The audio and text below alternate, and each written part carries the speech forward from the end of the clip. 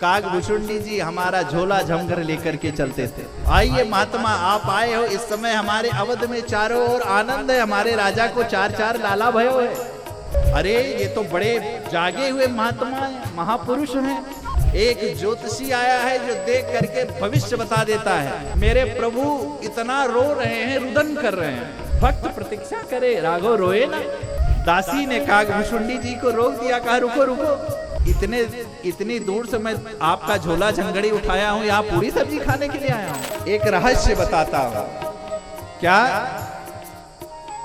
उस समय मैं और कागभूषुंडी जी मनुज रूप में प्रभु का दर्शन करने के लिए चुपके से गए थे। अच्छा, कैसे दर्शन हुआ?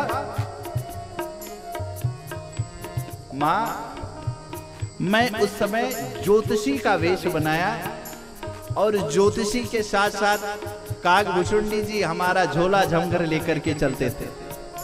अच्छा, बहुत। और मां, मैं सरजू जी पे जाकर के निर्मल स्नान किया, ध्यान करके सरजू जी पे जाकर के समाधि लगा करके बैठ गया। इतने में एक दासी दौड़ करके आई। क्या?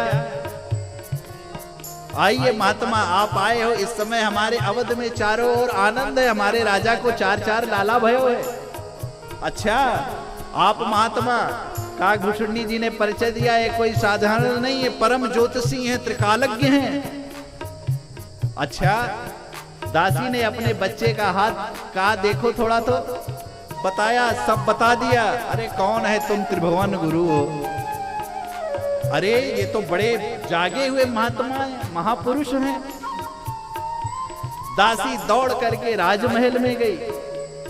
अरे माँ माँ माँ, महारानी महारानी, एक ज्योतिषी आया है जो देख करके भविष्य बता देता है, नजर भी उतार देता है। अच्छा, ऐसा?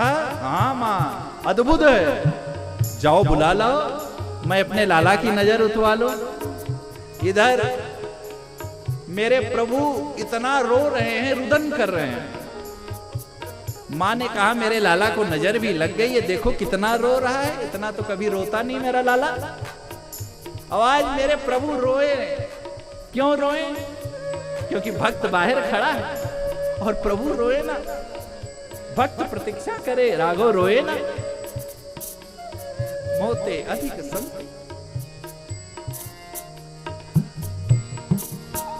प्रभु मेरे रो रहे हैं। इधर उधर शिव बाबा समाधिस्थ लगाए हुए, सारे इतने में सारे अयोध्यावासी इकट्ठा हो गए। दासी राजमहल से दौड़ करके गई, बाबा बाबा चलो।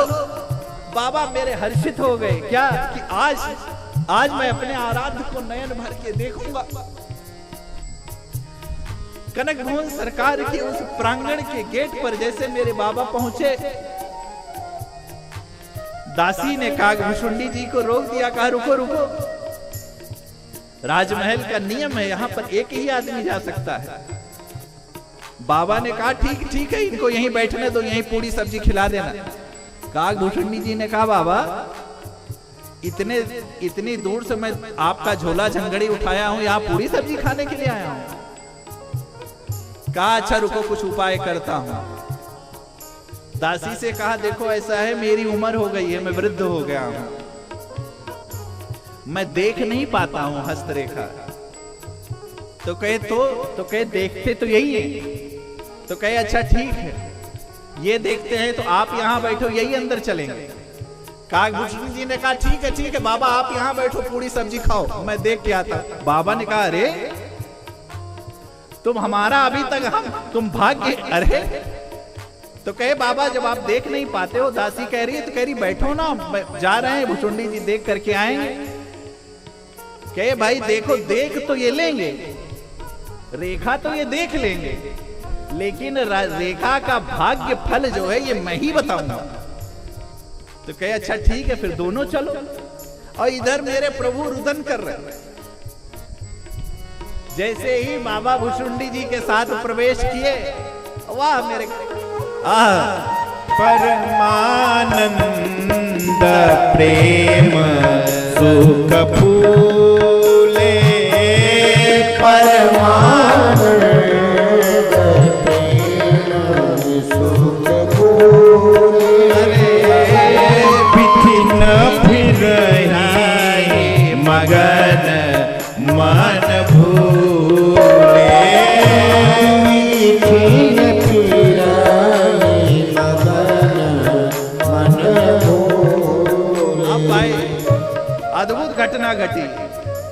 राघव जी रो रहे हैं, विश्वनाथ हंस रहे हैं। और जैसे ही विश्वनाथ जी ने राघव जी को देखा, अब मेरे राघव जी मुस्कुरा रहे हैं, विश्वनाथ मेरे रोने लगे। मां ने कहा यह अद्भुत घटना घट रही है। इतना ही नहीं, मेरे विश्वनाथ जी ने जैसे लाला सरकार को गोद में बिठाया, उतने में मेरे विश्वनाथ की समाधि लग गई।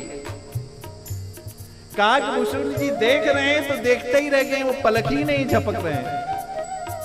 थोड़ी देर तक ये चलता रहा। कौशल्या मैया ने कहा, अरे ये कैसे ज्योतिषी हैं, एक आंख खोलता ही नहीं है और एक आंख बंद ही नहीं कह रहा है।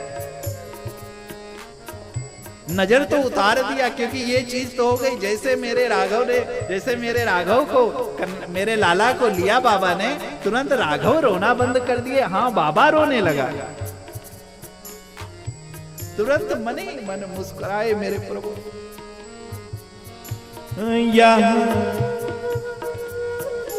मन ही मन मेरे प्रभु मुस्कुराए। बाबा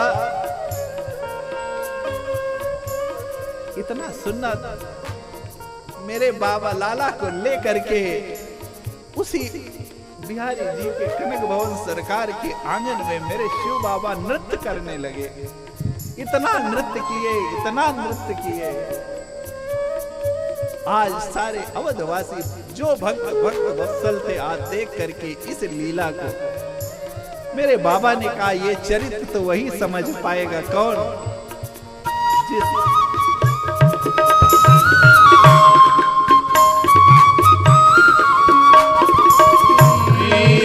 शुभ चरित जान पाए कोई, यह शुभ चरित जान पाए कोई, कृपा राम कै जा पर होई,